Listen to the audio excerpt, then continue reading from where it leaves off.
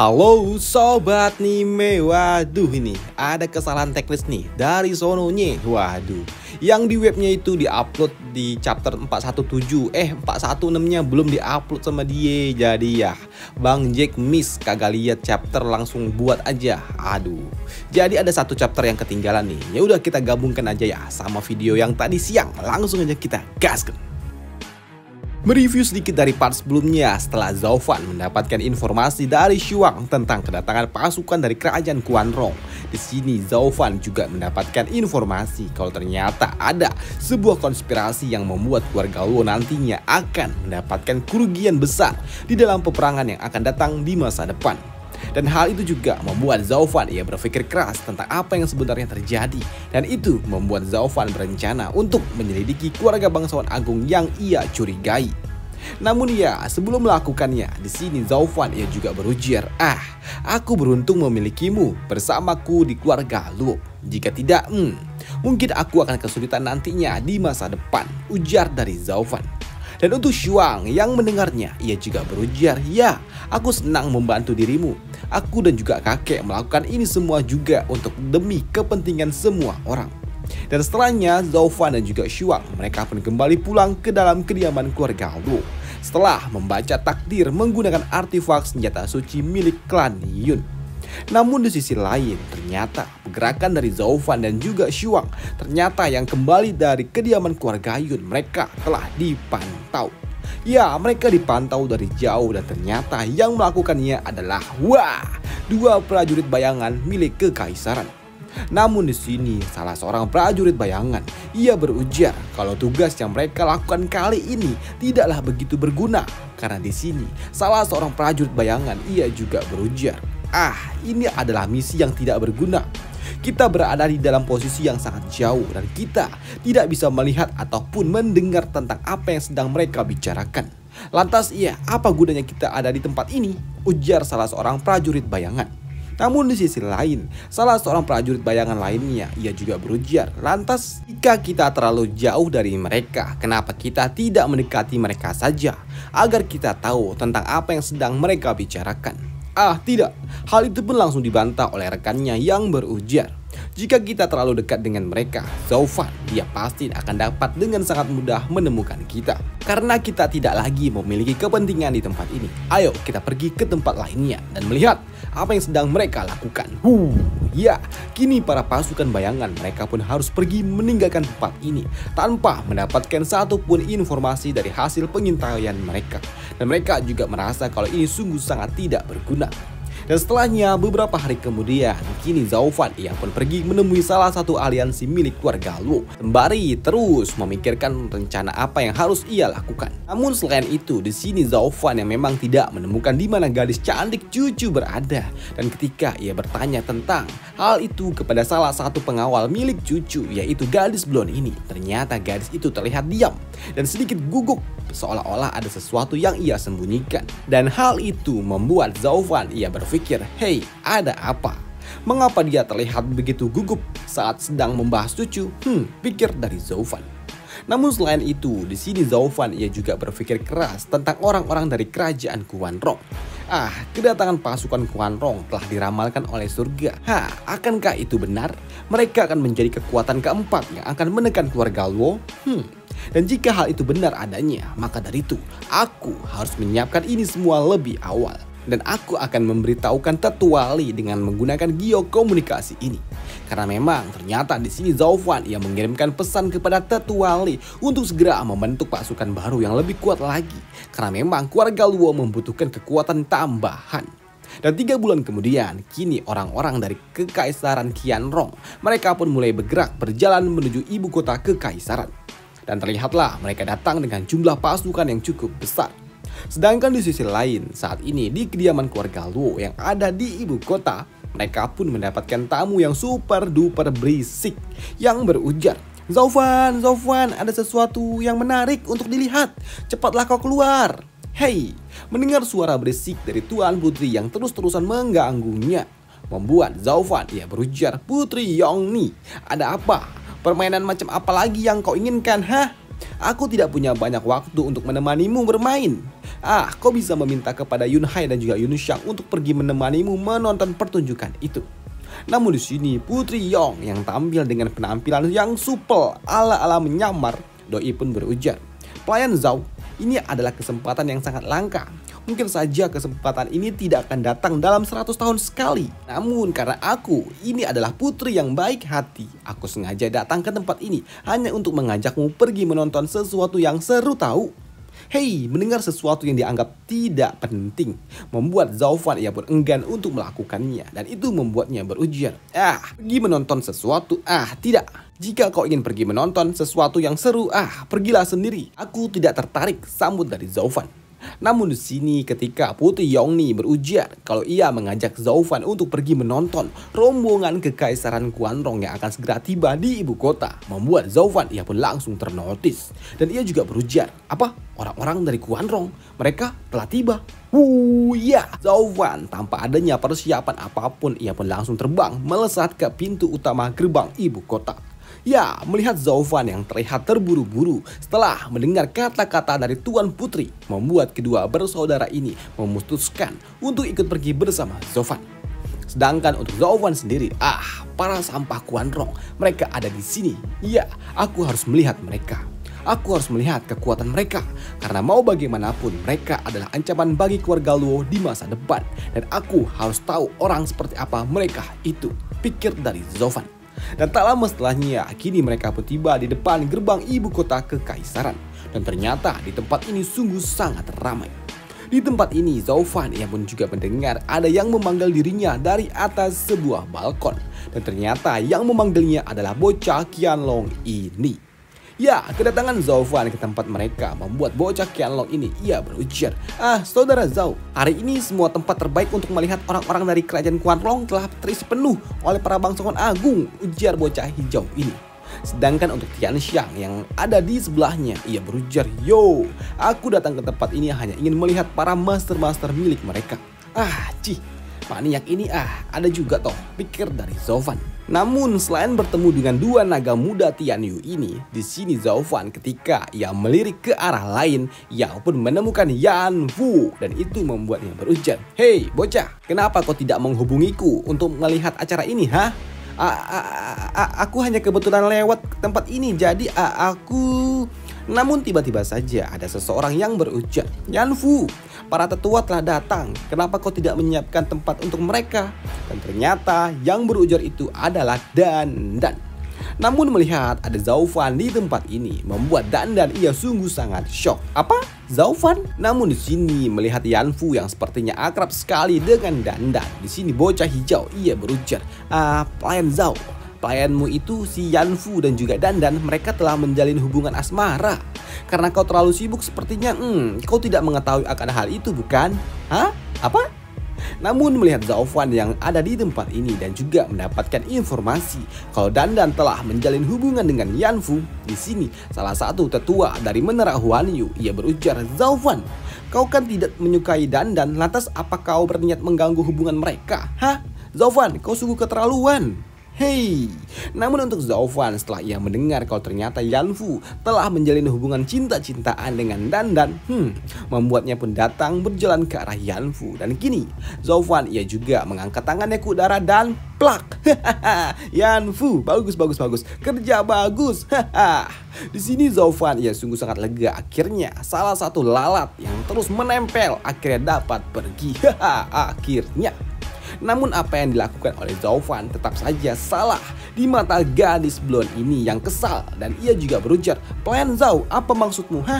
Ya, di sini gadis blonde ini terus-terusan aja merepet kepada Zhao Fan hingga membuat salah satu rekannya, tetua lainnya, yaitu tetua hijau ini, ia berujar, "Hei, apa yang kau lakukan? Ketika kau melihat Zhao Fan mencoba mendekati Dandan waktu itu, kau memarahinya, dan ketika Zhao Fan melepaskan Dandan, kau juga memarahinya.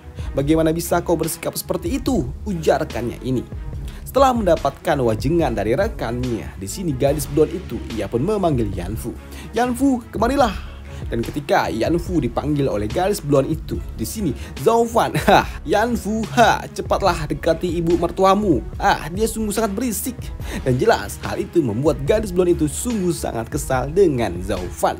Dan tak lama setelahnya, kini rombongan dari Kekaisaran Quanrong, mereka pun akhirnya datang. Kekaisaran Quanrong yang dikenal sebagai Kekaisaran Binatang Roh, mereka pun datang membawa sejumlah binatang roh tingkat tinggi bersama mereka. Melihat rombongan Kekaisaran Quanrong yang datang, di sini rakyat Tianyu, mereka berujar, lihat, mereka sungguh sangat gila. Mereka membawa binatang roh tingkat 5. Karena memang di sini Kekaisaran Quanrong memang terlihat sungguh sangat gagah dengan binatang roh yang mereka bawa. Di mana rombongan itu juga dihadiri oleh gadis coklat ini yang memang sebelumnya pernah muncul dan diubek-ubek oleh Zhao Fan saat ada di dalam debat esoterik. Namun melihat gadis coklat ini, di sini bocah Qianlong ia berujar, lihatlah gadis coklat itu, dia sungguh sangat cantik. Aku tidak menduga kalau ternyata Quanrong mereka memiliki seorang gadis yang secantik itu, ujar bocah Qianlong ini. Sedangkan untuk Tianxiang, ia tidak begitu peduli dengan penampilan orang-orang Quanrong. Ia hanya tertarik dengan kemampuan yang dimiliki oleh mereka. Maka dari itu, Tianxiang ia berujar, entahlah, aku tidak tertarik dengan hal yang seperti itu. Tapi yang aku dengar bahwa Kekaisaran Quanrong mereka memiliki kemampuan untuk dapat mengendalikan binatang roh. Dan aku ingin sekali melihatnya sendiri mereka melakukannya, ujar dari Tianxiang. Di sini Tianxiang ia juga sungguh sangat kagum dengan hubungan orang-orang Quanrong ini dengan binatang roh milik mereka. Membuatnya berujar, lihatlah, chemistry mereka dengan binatang roh, itu sungguh sangat mengagumkan. Dan aku ingin sekali mencoba bertarung dengan mereka. Mendengar si maniak pertarungan ini membuat bocah Qianlong ia berujar, hei, ini adalah acara pertukaran antar dua negara. Kau tidak bisa bertarung seenaknya. Sedangkan untuk Zhao Fan, ia kini memantau, mengamati kekuatan orang-orang dari Kekaisaran Quanrong ini. Dan itu juga membuatnya berujar, 3 orang. Ada 3 orang yang ada di ranah Radian dan 3 orang lagi ada di ranah Tianshuang. Serta 1000 pasukan yang ada di ranah Penempat Tulang. Ditambah dengan 1000 binatang roh tingkat 3 serta 6 binatang roh tingkat 5. Dengan kemampuan tempur yang seperti ini, apakah benar kekuatan yang seperti ini dapat mengancam keluarga Luo? Ini sungguh sangat tidak mungkin. Namun di sela-sela Zhao Fan yang sedang menganalisa kekuatan musuh yang memang tidak seberapa tapi diramalkan dapat membuat keluarga Luo di masa depan porak-poranda, membuat Zhao Fan ia pun sedikit bingung. Namun di sela-sela itu juga ada seseorang yang memanggilnya dan berujar, Zhao Fan, apa yang kau lihat? Tidak ada. Aku melihat ini sungguh sangat aneh. Apa? Aneh? Apa yang aneh? Tanya Tuan Putri. Aneh ya aneh. Karena itu aneh maka dari itu ya aneh. Dan tidak akan mudah untuk dapat dilihat. Jika aku tahu ada yang salah dengan itu, maka dari itu bukanlah hal yang aneh. Dasar gadis bodoh, sambut dari Zhao Fan. Namun di sela-sela itu juga ada sesuatu yang membuat mereka semua ternotis. Karena kini tiba-tiba saja, salah satu binatang roh milik pasukan Quanrong meraung. Dan ternyata hal itu disebabkan oleh seorang anak kecil yang tiba-tiba saja muncul di tengah jalan yang telah menghalangi gerak dari binatang roh itu. Namun melihat ada seorang anak kecil, lebih tepatnya cucunya yang berlari memasuki jalan, membuat seorang kakek tua berlari dan memohon maaf atas tindakan cucu kecilnya itu yang telah mengganggu perjalanan orang-orang Kekaisaran Quanrong ini. Maafkan aku, anak kecil ini ia tidak tahu kalau kalian mau lewat. Mohon maafkan anak kecil ini. Orang tua ini akan segera membawanya keluar, ujar kakek tua itu. Ya, melihat hal itu, di sini gadis coklat ini yang merupakan nona muda Kekaisaran Quanrong ia berujar, ya tidak apa Pak Tua, bawa keluar cucumu itu. Ya, walaupun sikap ramah ditunjukkan oleh nona mudanya, tapi tidak dengan salah satu pasukan dari Quanrong yang lainnya yang berujar, apa-apaan ini? Apakah semua orang di Tianyu ini sungguh sangat bodoh? Binatang rohku dan aku, Lao Tzu, adalah seorang jenderal dari Kekaisaran Quanrong. Jika seekor serangga berani mengganggu jenderal ini dan tidak menghormatiku, kau dapat membuat kedua negara saling berperang orang tua, ujar kampret ini. Namun untuk Putri Yong yang mendengar hal itu membuatnya berujar, pernyataan bodoh macam apa itu? Dia pikir mudah apa membuat dua negara saling berperang? Dan jika hal itu mudah, sudah sejak dululah kita sudah saling perang. ujar Tuan Putri Yong. Sedangkan untuk kakek tua ini, ia pun memohon, bersimpuh, memohon ampun atas ulah dari cucunya. Dan ia juga berujar, "Tuan, mohon maafkan aku. Semua ini adalah salah dari kakek tua ini. Kami hanyalah rakyat jelata. Dan mohon masalah ini jangan dibesar-besarkan, Tuan," pinta orang tua itu sembari sembah sujud. Dan hal itu juga membuat nona muda Kuan Rong ini, ia berujar, "Cara, sudah hentikanlah. Berhentilah kau membuat masalah." Sedangkan untuk si kampret ini, tenang nona muda. Jika kita membiarkan beberapa rakyat Tianyu ini menjadi makanan untuk binatang rohku, itu tidak akan memberikan pengaruh apapun kok. Aku Lao Zu tidak akan membuat masalah untuk Tianyu. Tapi bagaimana dengan binatang rohku? Dia memiliki kebiasaannya sendiri, yaitu selalu memakan apapun yang ada di depannya. Jika tidak, binatang rohku akan kehilangan kesadarannya dan itu akan membuatnya mengamuk. Dan itu jelas, secara tidak langsung juga akan mempengaruhi suasana hatiku. Maka dari itu nona, apa yang harus aku lakukan? Ya, melihat salah satu bawahannya bersikap seperti itu, menakut-nakuti rakyat Tianyu, membuat nona muda ini ia berujar, "Cara, sudahlah, jangan berlebihan." Sedangkan untuk si kampret ini, nona, tenanglah, aku melakukan ini hanya untuk bersenang-senang. Tenang saja, ini bukanlah masalah besar kok. Namun melihat salah seorang rakyat Tianyu dalam masalah, membuat salah satu naga muda Tianyu, yaitu Tian Xiang, ia tidak dapat membiarkannya begitu aja. Apa-apaan ini? Ini sungguh tidak masuk akal. Aku harus menghentikannya. Namun ketika Tian Xiang ingin mencabut pedangnya dan maju, membuat bocah Qianlong ini ia pun panik. "Oi kampret, tenangkan dirimu. Kau tidak bisa bertindak seenaknya. Mereka itu adalah tamu yang datang atas undangan dari kaisar. Kau lihat, pihak kekaisaran saja mereka tidak bergerak. Jadi kau jangan buat masalah, oi," ujar bocah Qianlong ini yang takut kalau rekannya ini malah akan membuat masalah menjadi tambah ruyam. Namun melihat orang-orang dari keluarga kekaisaran, bahkan keluarga bangsawan agung aja enggan untuk membantu kakek tua itu, membuat Putri Yong ia berujar, "Hei, apakah keluarga bangsawan agung itu juga takut akan masalah? Namun ya, Plan Zhao, aku belum pernah melihat dirimu berhenti membuat masalah. Apakah sekarang kau kini memutuskan untuk diam dan membiarkan hal itu? Lantas Plan Zhao, bagaimana kalau kita pergi bersama-sama untuk memberikan mereka pelajaran? Ayo Plan Zhao, mari kita berikan mereka pelajaran," ujar Putri Yong ini. Namun di sini Zhao Fan ia pun enggan untuk melakukannya, yang membuatnya berujar, "Pergilah sendiri, aku malas untuk melakukannya." Seperti yang kau lihat, 7 bangsawan agung, mereka juga sama. Mereka selalu aja membuat masalah. Dan sebagai contohnya, Zhao Fan, ia pun memberikan contoh kepada orang-orang yang ada di belakangnya. Dan kali ini ia pun memanggil Dandan. Xiao Dandan, bukankah kau dulu sama seperti orang itu, pembuat onar? Ya, hal itu pun dibenarkan oleh Dandan. Di sini Zhao Fan juga berujar, "Yanfu, kau juga sama. Kau bukankah orang baik, bukan?" Ya, kau benar. Aku dulu memang orang yang seperti itu. Tapi ya, sejak bergabung dengan keluarga Luo, aku tidak lagi dapat melakukannya. Karena memang keluarga Luo memiliki aturan yang sangat ketat. Maka dari itu, Putri, kau lihat, pada dasarnya kita semua ini sama-sama orang jahat. Apakah kau ingin sekelompok orang jahat ikut campur dalam urusan orang jahat lainnya? Ya, mendengar hal itu membuat Yongni ia pun sedikit kesal dengan Zhao Fan. Tapi di sela-sela itu juga, di sini Zhao Fan dan juga Putri Yong, mereka pun sedikit ternotis ketika mereka mendengar ada seseorang yang berujar, "Hentikan! Kalian orang-orang dari kerajaan Kuan Rong, hentikan sikap arogan kalian." Dan ternyata yang berujar itu adalah Shuang. Yang jelas tidak bisa membiarkan seorang rakyat jelata harus ditindas. Dan melihat Shuang yang tiba-tiba saja muncul di tengah-tengah masalah, membuat Putri Yong ia pun berujar, "Shuang, apa yang dia lakukan di tempat ini? Kita harus menyelamatkannya."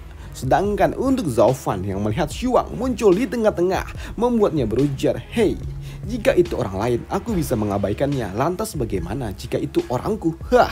Tapi ya, ini adalah kesempatan yang bagus untuk melihat kemampuan apa yang dimiliki oleh orang-orang Kuan Rong ini, pikir dari Zhao Fan.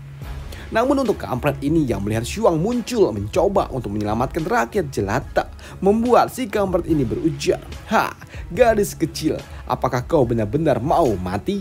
Berani sekali kau ikut campur dalam urusan kami. Apakah kaisarmu tidak mengajarimu bagaimana caranya menyambut seorang tamu? Hei, dengar hal itu, di sini Shuang ia pun merempet. Hei, kau harusnya tahu kalau kau adalah tamu dan kau harusnya juga menghormati tuan rumah sebagai seorang tamu. Shuang ia juga berujar, aku belum pernah melihat seorang tamu yang bersikap sombong seperti dirimu, ujar dari Shuang. Mendengar hal itu, di sini kampret Kuan Rong ia berujar, hahaha, baiklah. Kalau kau ingin aku melakukan apa yang diinginkan oleh tuan rumah, baiklah, aku akan melakukannya. Tapi itu semua tergantung kepada kalian. Apakah kalian memiliki kemampuan untuk memaksaku melakukannya? Maka dari itu, aku akan mengambil nyawa orang tua itu dan melihat apakah kalian mampu untuk dapat menghentikanku melakukannya. Wah! Dan selesailah alur cerita dari Magic Emperor minggu ini, dan sampai jumpa minggu depan untuk Magic Emperor. Karena minggu ini sedikit karena si autor yang tukang gambarnya masuk angin, jadi ya uploadnya sedikit. Dan sampai jumpa minggu depan. Dan mohon maaf kalau ada noise-nya agak gede, soalnya lagi ada acara sunatan. Waduh, dan sampai jumpa, bye.